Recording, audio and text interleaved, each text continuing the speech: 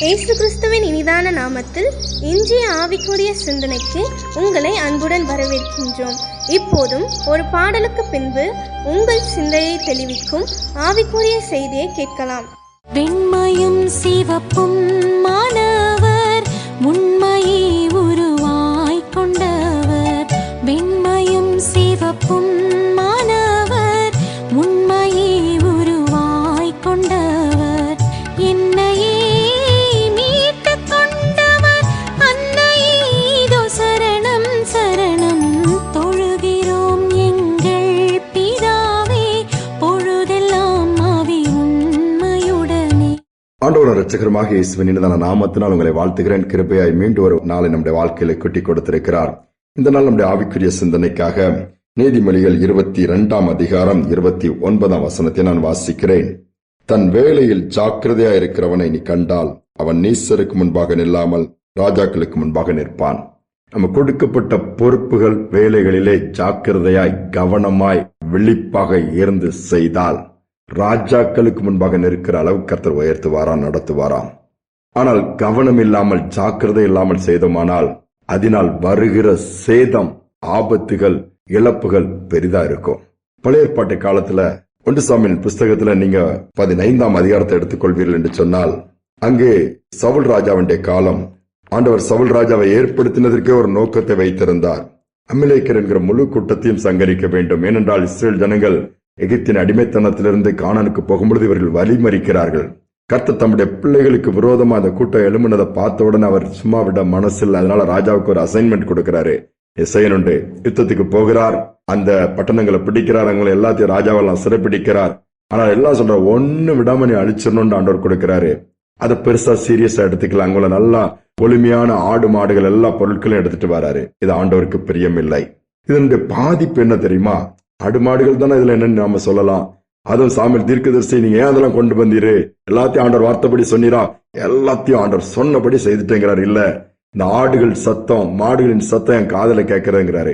ஆண்டவருக்கு பலியிட தான் கொண்டு வந்திருக்கேன்னு சொன்னாரு. இல்ல, கவனமாக அதுல ஜாக்கிரதையாக அந்த காரியத்தை ஆண்டோட வார்த்தையை நிறைவேற்றவில்லை. இதனாலே ராஜ்யத்தையே சவுல் இழக்கிறார், கிருபை இழக்கிறார், எல்லாத்தையுமே இழந்து விடுகிறார். இன்னைக்கு நாம எப்படி இருக்கணும்? நம்முடைய வேலைகள்ல ஜாக்கிரதையா இருக்கணும். அநேகர் வண்டி ஓட்டும் போதே மொபைல் யூஸ் பண்ணுவாங்க, விபத்துக்குள்ள மாட்டுறாங்க.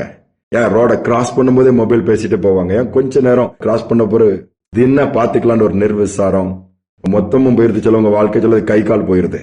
சின்ன சின்ன காரியங்கள் தான். எத்தனை நேரம் அப்படி என்ன ஒரு அழைப்பு வந்து விடுகிறது, நம்ம அதை யோசிக்க மாட்டோம். அந்த நேரத்துல ஒரு டாக்டர், நல்லா திறமை வாய்ந்த டாக்டர், அவர் கொஞ்ச நாட்கள் சிக்காயிட்டே இருக்கிறாரு. பிறகு என்னன்னு பார்த்தா அவருக்கு HIV எய்ட்ஸ் இருக்குது. தவறான இந்த பழக்கமும் அவருக்கு கிடையாது. என்னடா எப்படின்னு கரையேசில சோதித்து எடுத்து பார்த்தா அந்த ஹாஸ்பிட்டல்ல கொஞ்ச நாள் முன்னாடி அந்த எல்லா ரெக்கார்ட்ஸ் பார்க்கும்போது ஒரு பையனுக்கு எய்ட்ஸ் இருந்திருக்குது. அவன் ஆக்சிடென்ட் ஆகி தான் உள்ள வந்திருக்கிறான். ஒரு வாலிப பையன் விபத்துல கொஞ்சம் ப்ளீடிங்லாம் இருக்கனால இவர் வேகமா டக்குன்னு அவனுக்கு ஃபர்ஸ்ட் எய்ட் கொடுத்து ட்ரீட்மெண்ட் ஸ்டார்ட் பண்ணிருக்காரு. அப்ப இவர் கையில ஒரு சின்ன காயம் இருந்திருக்குது. இந்த டாக்டர் கையில ஒரு ஒழுங்கா கிளவுஸ் யூஸ் பண்ணிக்கல. ஏன்னா டாக்டர்ஸோ நர்சஸோ அவங்க வேலை செய்யும்போது அவங்களுக்கு சில புரோட்டோகால் இருக்கு, சில காரியங்கள், சில நடைமுறைகள் பின்பற்ற வேண்டியது இருக்குது.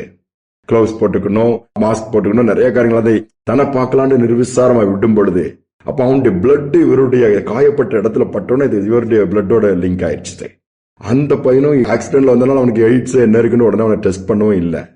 பின்புதான் ட்ரீட்மெண்ட்ல பிளட் டெஸ்ட் அதெல்லாம் எடுக்கும்போது கண்டுபிடிச்சிருக்கிறாங்க. ஆனா இவர் நினைச்சா நமக்கு இதெல்லாம் அதை பற்றி பெருசா எடுத்துக்கல. இதன் மூலமா இவர் சரீரத்துக்குள்ள வந்துருச்சு. பரவ ட்ரீட்மெண்ட் எடுத்து அதை சரி பண்ணி கொண்டு வருவதற்குள்ள பெரிய பாடாகி போனதான். சின்ன காரியம்தான். பார்க்க போனா வேலையில ஜாக்கிரதையா இல்ல, சரீரத்துக்கு ஒரு கொடிய வியாதி வந்துருச்சு. நாம அநேக நேரத்தில் அப்படித்தானே காரணம் பரவ சூழ்நிலையை சொல்றோம், மற்றவங்களை சொல்றோம், ஏன் ஆண்டவர் கேட்கலன்னு சொல்றோம். நோ, ஆண்டவர் ஞானத்தை கொடுத்திருக்கிறார், நமக்கு அறிவை கொடுத்திருக்கிறார், நடக்க வேண்டிய முறையை கொடுத்திருக்கிறார், அதையும் தாண்டி ஆவியானவரை கொடுத்திருக்கிறார். அழகாக நடத்த விரும்புறாரு. சின்ன காரியமோ பெரிய காரியமோ கவனமாக இருந்து செய்வோம். அதுல நிச்சயமாக ஆசீர்வாதம் தான் உண்டாகும் வழிய அதன் மூலமா வருகிற எல்லா பொல்லாத காரியத்துக்கு நாம் தப்பித்துக் கொள்ள முடியும். கவனமா இருக்க இந்த ஆண்டவர் விரும்புறாரு. கடைசி நாட்கள்ல வந்துட்டோம். எந்த ஒரு காரியமானாலும் சரி ஜாக்கிரதையா எப்போ எதை எப்படி செய்யணுங்கிறத பொறுமையா ஹேண்டில் பண்ணுவோம். நிச்சயமாக ஆண்டவர் நம்மோடு கூட இருப்பார். எல்லாவித தேவையில்லாத பிரச்சனைக்கு ஒரு முடிவு உண்டாயிரும். தேவையில்லாத விபத்துகளுக்கு ஒரு முற்றுப்புள்ளி வைக்கப்பட்டு விடும். எல்லாவற்றிலும் நன்மை உண்டாக கர்த்தர் நடத்த ஆரம்பிச்சிருவாரு. ஜெபிப்பு மாண்பின் தகப்பனே, இந்த நல்ல நாளுக்காக தருணத்திற்காக நன்றி செலுத்துகிறோம்ப்பா. அநேக நேரம் நாங்கள் எங்கள் வேலைகள் அலட்சியமா இருக்கிறோம், உண்மை இல்லாமல் இருக்கிறோம், டைம் மேனேஜ்மெண்ட் எங்களுக்கு கிடையாதுப்பா. இஷ்டப்படி சூழ்நிலை ஆனால் உங்களுடைய கண்கள் பார்க்குதுப்பா. எங்களுடைய வேலையும் நாங்க செய்யறது எல்லாவற்றையும் நீங்க பாக்குறீங்க, எங்கள் காண்கிற தேவனப்பா.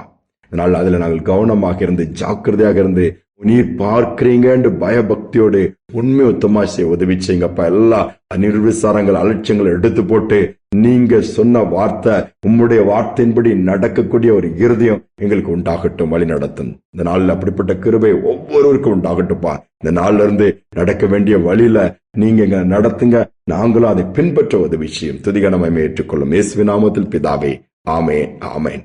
உண்மை உத்தமா நம்முடைய வேலையை ஜாக்கிரதையா செய்வோம். ஆண்டவர் ராஜாக்களுக்கு முன்பாக என்ன ராஜாவாக ஆளுகை செய்கிற அளவுக்கு கூட கர்த்தர் உயர்த்துவார். இந்த சிந்தனையோடு இந்த நாளை தொடர்வோம். மீண்டுமாய் நாளை தினம் சந்திப்போம்.